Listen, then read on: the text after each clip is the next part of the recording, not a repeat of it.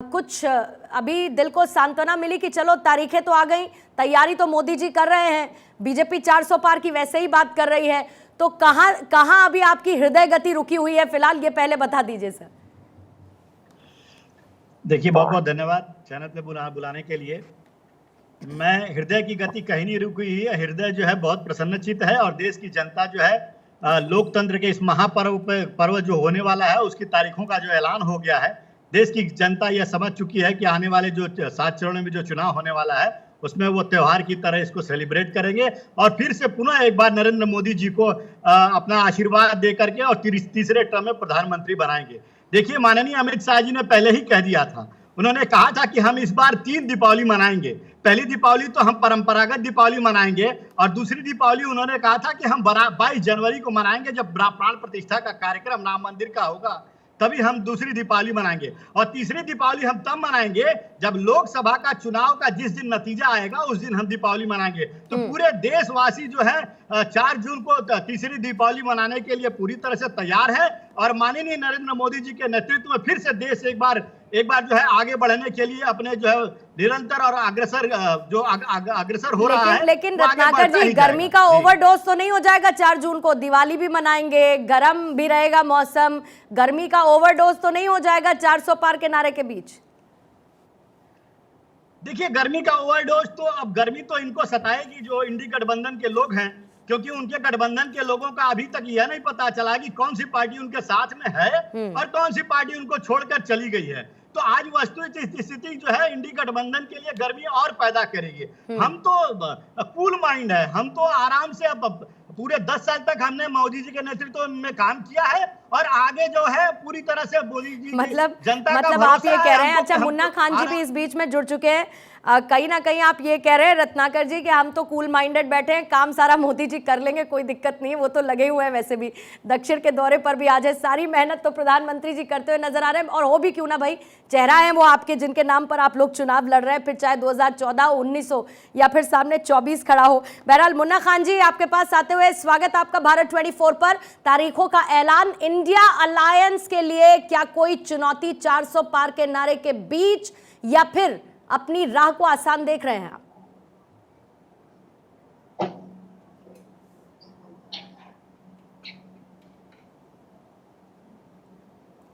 मुन्ना खान जी, आप तक मेरी आवाज पहुंच रही है?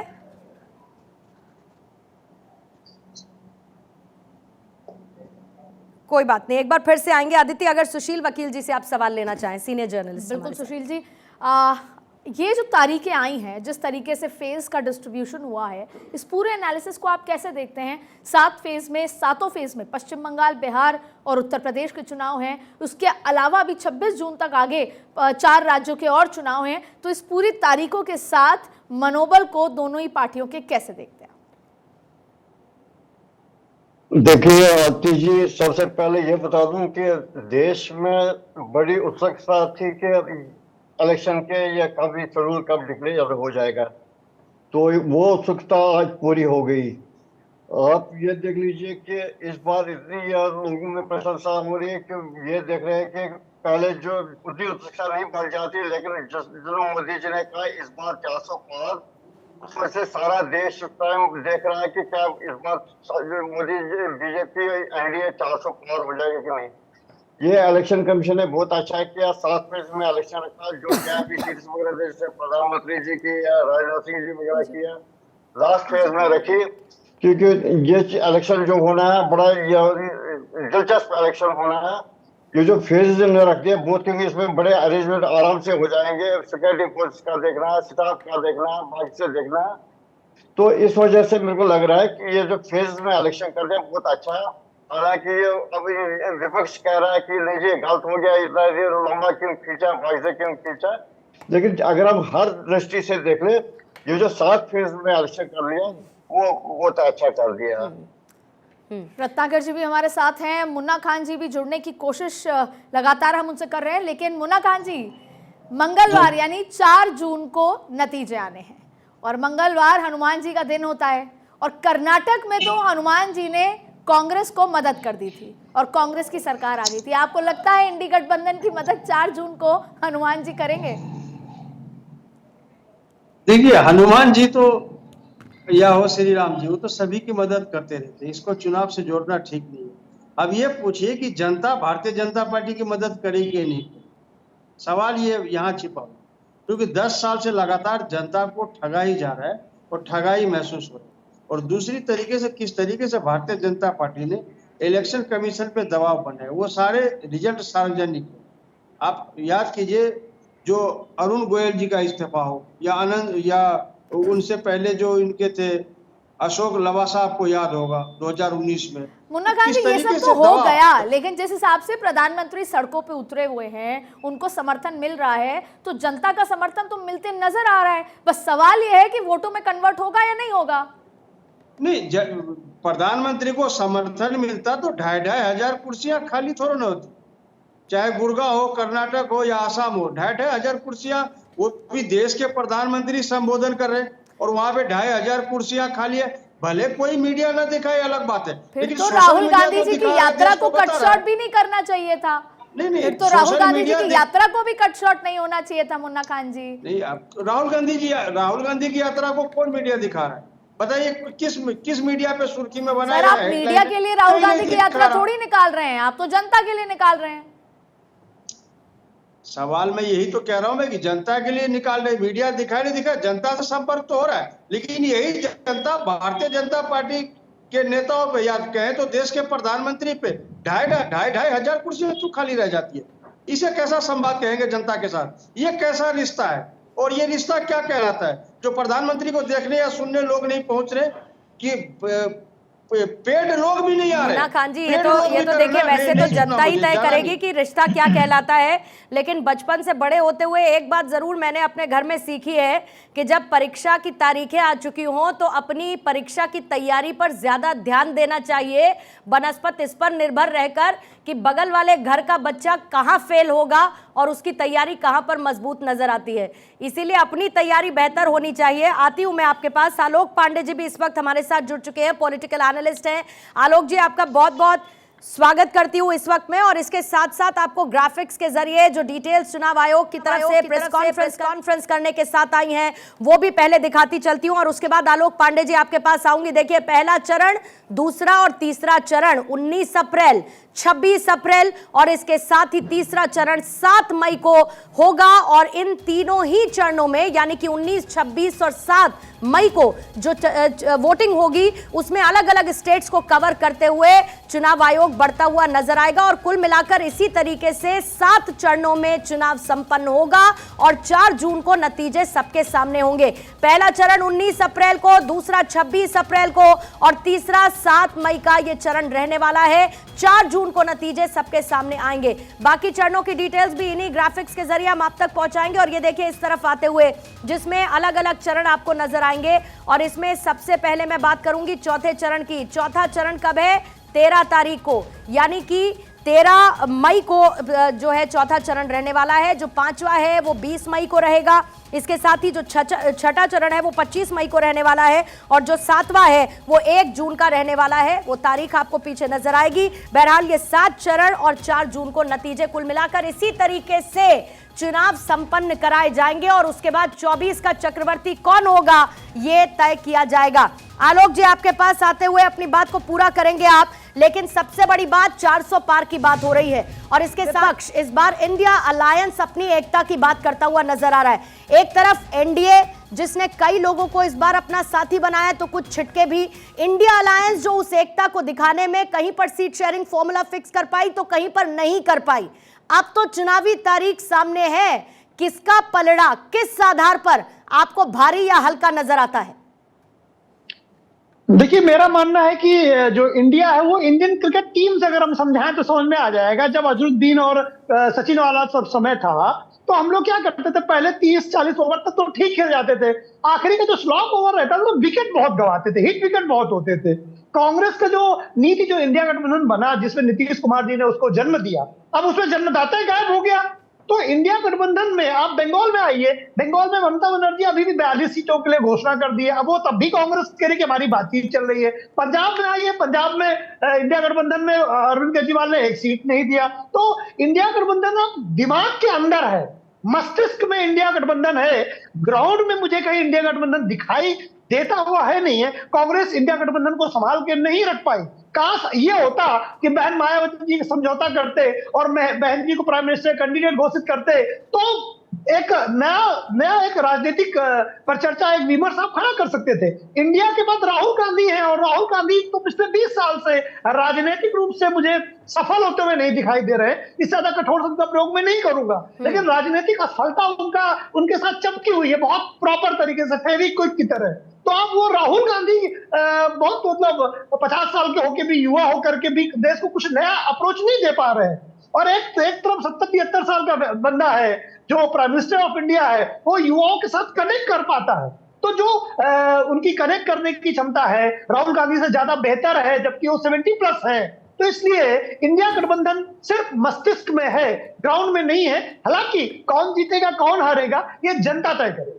रत्नाकर जी भी हमारे साथ हैं, रत्नाकर जी से समझ लेते हैं। रत्नाकर जी, तारीखें आ गई हैं, आपने दिवाली मनाने का वायदा भी करते हुए आप अभी कुछ देर पहले सुन रहे थे आपको।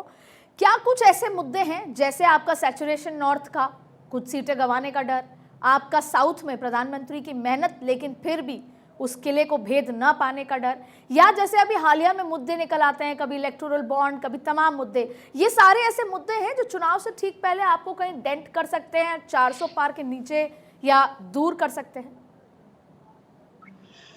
देखिए, विपक्ष का काम ही आरोप लगाना, और वह जो है चुनाव के वक्त तो जो और एग्रेसिव सर, विपक्ष की बात नहीं कर रहे रत्नाकर जी, आपकी कमियां क्या क्या हैं? नहीं, कमियां हमारे यहाँ जो है, देखिए, हमारी पूरी कोशिश रहती है कि हम जनहित में काम करें, और चहुओर विकास जो है यह दर्शाता है कि मोदी सरकार ने अपने 2 टर्म में चहुओर जनहित में कार्य किए हैं। प्रधानमंत्री मोदी की तरफ से ट्वीट कर दिया गया है चुनावी ऐलान के साथ ही, जिसमें प्रधानमंत्री कह रहे हैं कि बीजेपी एनडीए चुनाव के लिए पूरी तैयार है, और कह रहे हैं इसके साथ ही प्रधानमंत्री the biggest festival of democracy is here, और इलेक्शन कमीशन ने 2024 की तारीखों का ऐलान कर दिया है। We the BJP NDA are fully prepared for the elections, और हम लोगों के बीच जा रहे हैं अपने ट्रैक रिकॉर्ड को, गुड गवर्नेंस के, और जो हमने सर्विसेज दी हैं अक्रॉस अलग अलग सेक्टर्स, उनको जहन में रखते हुए हम आगे बढ़ रहे हैं। और इसके साथ ही प्रधानमंत्री ने आदित्य एक लंबा चौड़ा ट्वीट किया है, जिसमें वो अपने बीते 10 सालों का भी जिक्र करते हैं कि जब उन्होंने ऑफिस को रिज्यूम किया था और जिस तरीके से भारत है उसको बिट्रेड और डिल्यूजन्ड महसूस हो रहा था, तो जो एनडीए के अलायंस साथ साथ जुड़ते गए, जिस तरीके से आगे हम पॉलिसी पैरालिसिस को और स्कैम्स को पीछे छोड़ते हुए हम आगे बढ़ते हुए नजर आए। एक लंबा चौड़ा जिक्र 140 करोड़ भारतीयों को संबोधित करते हुए प्रधानमंत्री का परसेप्शन की जो पॉलिटिक्स में आगे आ जाना। एक बार फिर चुनाव के ऐलान होते हैं, प्रधानमंत्री नरेंद्र मोदी लीड लेते हैं। कल रात की आपने चिट्ठी देखी किस तरीके से, एक बार फिर 10 सालों के काम की बात करें, यानी कि संसद में 3 बार, अपर हाउस, लोअर हाउस, उसके अलावा जब राम मंदिर के धन्यवाद देने का मुद्दा आया, तीनों बार उन्होंने 10 साल के काम बताए। इसके बाद कल चिट्ठी में उन्होंने 10 साल के काम बताए, और आज एक बार फिर चुनाव ऐलान को एक जैसे त्योहार की तरह सेलिब्रेट करते हुए, अपनी तैयारी को पुख्ता बताते हुए, इसे साइकोलॉजिकल इंपैक्ट कहते हैं कि देश भर के कार्यकर्ता जो हैं वो ये ट्वीट पढ़ के समझ के कहेंगे कि हाँ भाई, हमारा नेता तैयार है, हम तैयार हैं, और हमारे ये मुद्दे हैं। लेकिन इसी में आदित्य विपक्ष पर भी हमला बोल रहे हैं, और मुन्ना खान जी उसका जवाब तो देंगे। प्रधानमंत्री जी कह रहे हैं, मुन्ना खान जी, कि across every corner in India, her society के लोग, हर व्यक्ति ये कह रहा है कि अब की बार 400 पार, और आपको यानी कि ऑपोजिशन को इशू लेस, मुद्दा विहीन प्रधानमंत्री मोदी बताते हुए नजर आ रहे हैं तारीखों के ऐलान के साथ ही। देखिए, देश के प्रधानमंत्री कह रहे हैं अब की बार 400 पार, तो देश के प्रधानमंत्री बताएंगे कि अब की बार 400 पार लाएंगे कहां से? जमीन खोदेंगे, आसमान से तोड़ेंगे? महाराष्ट्र में आप 48 में 40 है, बिहार में 40 में 39 है, गुजरात स्वीप है, कर्नाटक स्वीप है, राजस्थान स्वीप है, फिर ये 40, और साउथ में आपका अकाउंट बंद है। ये 400 आएंगे कहां से? तो मैं बता दूं, लड़ाई 200, 370 या 400 की नहीं है, लड़ाई 272 की है। जिस तरीके से एक एक सीट पे बड़े ही निगरानी से भारतीय जनता पार्टी फूक फूक करके कदम रख रही, क्योंकि इनका इंटरनल सर्वे बता रहा है कि इस बार इसे लगभग 160 या 165 सीट ही आने हैं, ये कंफर्म है। मुन्ना खान जी, सवाल आपसे कुछ और था, जवाब आप कुछ और दे रहे हैं। मुझे ये बता दीजिए, आप कोई 4 मुद्दे बता दीजिए। वो आपको मुद्दा विहीन बता रहे हैं, आपके पास मुद्दा नहीं है, 4 मुद्दे बता दीजिए। उनका सर्वे छोड़ दीजिए, उनका 400 पार की बात छोड़ दीजिए, आप तो मुद्दे बता दीजिए 4। अरे मुद्दे कैसे है? युवा बेरोजगार है, किसान परेशान है, महिलाओं पे उत्पीड़न हो रही है। पर महिला तो महंगाई पे मध्य बनी है प्रदेश में सरकार, पूरा वोट महंगाई कर गई, का है, महिलाएं तो ये वोट कर मुद्दा रही नहीं हैं है। मुद्दे क्या, शमशान कब्रिस्तान या हिंदुस्तान पाकिस्तान है?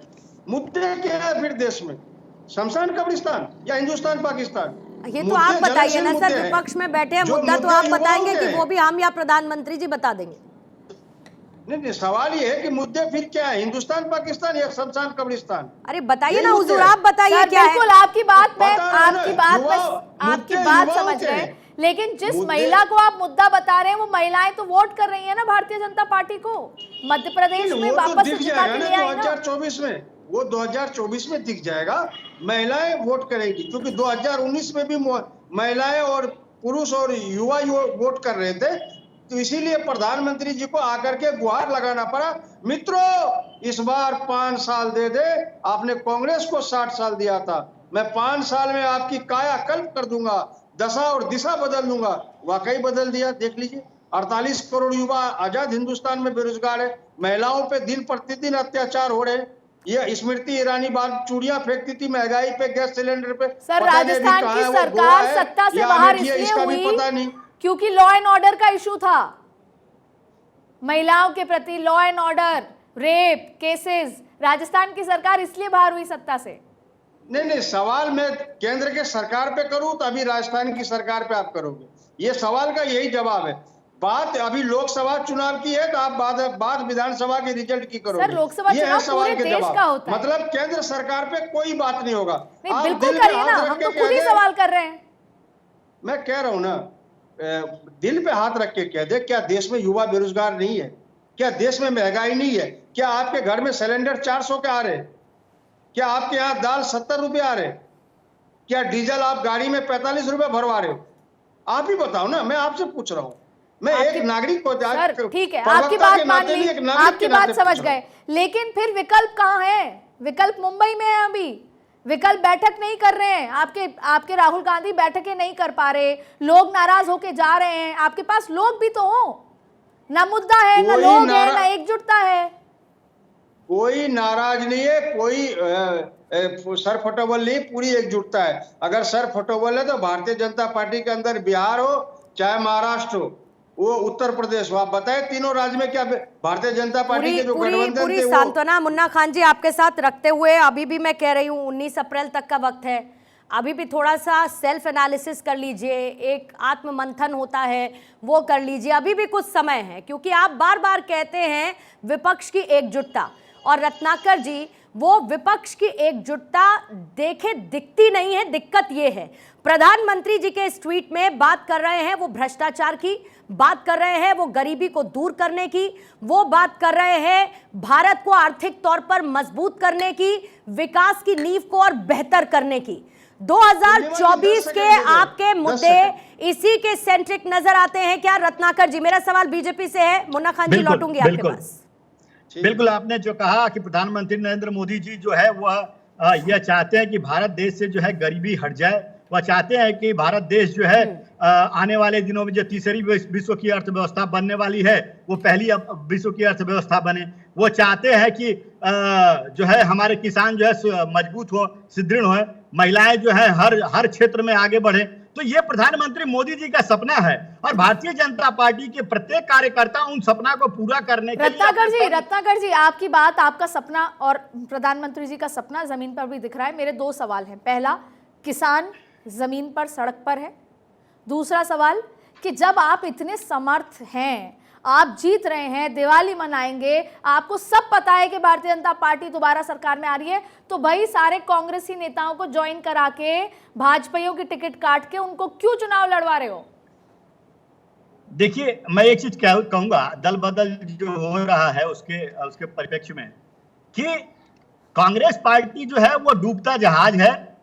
अभी जो नतीजे आएंगे आप देख लीजिएगा, 40 से भी कम इनकी सीट आने वाली है। मेरा सवाल इतना है कि जब आप बिल्कुल तैयार हैं तो कांग्रेस को लोगों को क्यों लिया जा रहा है, नीतीश कुमार को क्यों लिया जा रहा है? जवाब दे रहा हूं, देखिए मैं आपके प्रश्न का ही जवाब दे रहा हूं, शुरुआत मैंने वैसे की है। प्रश्न का जवाब ये है कि हमारे नरेंद्र मोदी जी जो है वह देश को जो अग्रणी बनाना चाहते हैं, विश्व गुरु बनाना चाहते हैं, कांग्रेस के साथ अर्थव्यवस्था को आगे ले जाना चाहते हैं, और इस सोच को जो भी सहमत है उनकी इस सोच ठीक है से, रत्नाकर जी, अगर वो दूसरी पार्टी हो, रत्नाकर जी, दूसरी पार्टी समय के थोड़ा नेता सा मेरे हो, पास कम अगर है, वो हमारे लेकिन साथ आपकी आते बात हैं, पे मुन्ना खान जी हंस रहे हैं, जबकि उनको ज्यादा परेशान होना चाहिए अगर उनकी पार्टी के लोग पार्टी को वो तो छोड़कर जा रहे मुन्ना खान जी की हैं। बात लेकिन का कोई जवाब बात नहीं, देता हूं, उनको छोटा सा- मुस्कुराने देते हैं। छोटा सा दीपक जवाब देता रंजन जी हूं। से एक प्रतिक्रिया परीक्षा मुझे की लेनी बात- होगी सर, फिर ब्रेक के पास परीक्षा- जाना होगा मुझे। दीपक रंजन जी, अब भी पीडीए मजबूती दे रहा है क्या सपा को उत्तर प्रदेश में, या कहीं ना कहीं वो जो 80 में से 80 क्लीन स्वीप की बात बीजेपी कर रही है, चुनौती देख रहे हैं उसको? देखिए, समाजवादी पार्टी सदैव जो है दलितों, शोषितों, वंचितों की आवाज जो है, और खास तौर से पीडीए हमारी इंडिया ब्लॉक में, पीडीए हमारी एक स्ट्रेटजी है, हमेशा जो है सड़क से लेकर के सदन तक हमेशा दलितों, शोषितों, वंचितों की आवाज सदैव समाजवादी पार्टी उठाती रही है। और हमारा इंडिया ब्लॉक पूरी तरीके से इंटैक्ट है। और आज जब ये झूठ और जुमलेबाजी करके, देखिए सरकार 2014 में जुमलेबाजी से आई थी, और आज ये सरकार 2024 में अपनी गारंटी के आधार पर जा रही है, क्योंकि बीजेपी की जो आज देश के प्रधानमंत्री जी हैं, इन्होंने देश को जो गारंटी दी थी, इन्होंने जो देश से वादे किए थे, आज जनता उसका आकलन कर रही है कि इन्होंने सिर्फ जुमलेबाजी दी थी, इन्होंने सिर्फ फरेब किया था, सिर्फ झूठ बोला था, और उसके झूठ के इन्होंने जो झूठ बोला था, आज इन्होंने नारा दिया है कि एनडीए जो है वो 400 पार करने आ रहा है। लेकिन इनको शायद जनता की आवाज नहीं सुनाई दे रही। जनता की आवाज ये आ रही है कि भारतीय जनता पार्टी, एनडीए जो है, एनडीए ब्लॉक 400 पार नहीं, 400 हार। नहीं, वो तो कह ही रहे हैं, लेकिन वो तो कह ही रहे हैं सर दीपक रंजन जी, लेकिन बड़ी बात ये है, बड़ी बात ये है कि इसके साथ साथ ये भी कह दे रहे हैं, ये भी कह दे रहे हैं कि मैं भी मोदी का परिवार, मैं भी मोदी का परिवार भी जगह जगह से सुनाई दे रहा है, और बीजेपी ने तो इसको अपना चुनावी नारा बना लिया सर। अच्छा ये बताइए कौन सी नई बात है? आपका परिवार हिंदुस्तान आपका परिवार नहीं है? अरे तो आप ही ने तो सवाल उठाया, आप ही के साथियों ने सवाल उठाया ना कि इनका कौन सा परिवार है मोदी का। आप ही लोगों ने उठाया ना सवाल, आपने बॉल फेंकी, अब कोई छक्का भी ना मारे।